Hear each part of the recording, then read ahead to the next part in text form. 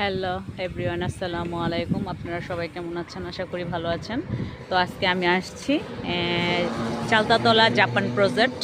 এটা এই যে দেখেন, জাপান প্রজেক্ট, জাপান বাংলাদেশ মিলে একটা ইন্ডাস্ট্রিজ তৈরি করেছে। তো সেটাই আমরা আজকে দেখবো। হ্যাঁ, এটা মোহাম্মদ আব্দুল কাশেম, উনি মানে এই প্রতিষ্ঠানের মানে জায়গার মালিক।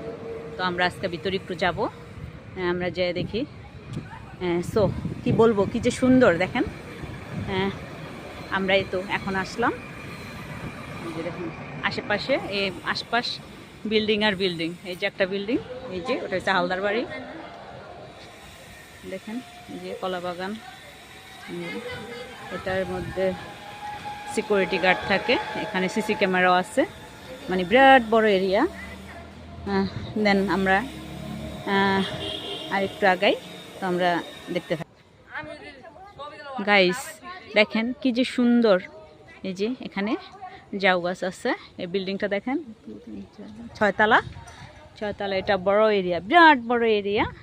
আপনারা সবাই জানেন এটা মুন্সিগঞ্জের ভিতরে হাতিমারা চালতাতলা বলে। এটা জাপান প্রজেক্ট একটা প্রতিষ্ঠান, মানে খুব নিরিবিলি। এখানে কোনো মানে কোনো নাই, ঝামেলা নাই, ঝামেলা মুক্ত, খুবই সুন্দর।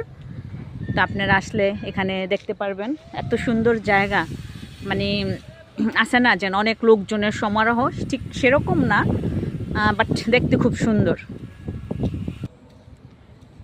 গাইস আমার বাড়ির সাথে এটা, বাট আমি কিন্তু এখানে আসি না। সো আজকে আসলাম, একটা অনুষ্ঠানে প্রোগ্রামে গেছিলাম। তো আসার সময় একটু ছেলে বললাম একটু চলো একটু দেখি। দেখেন এটা কত বড় এরিয়া, শারমিন এন্টারপ্রাইজ এটা লেখা আছে।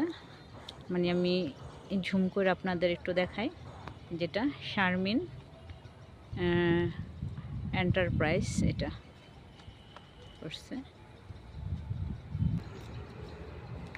গাইস এই যে আমরা আজকে এই বিল্ডিংটা দেখলাম।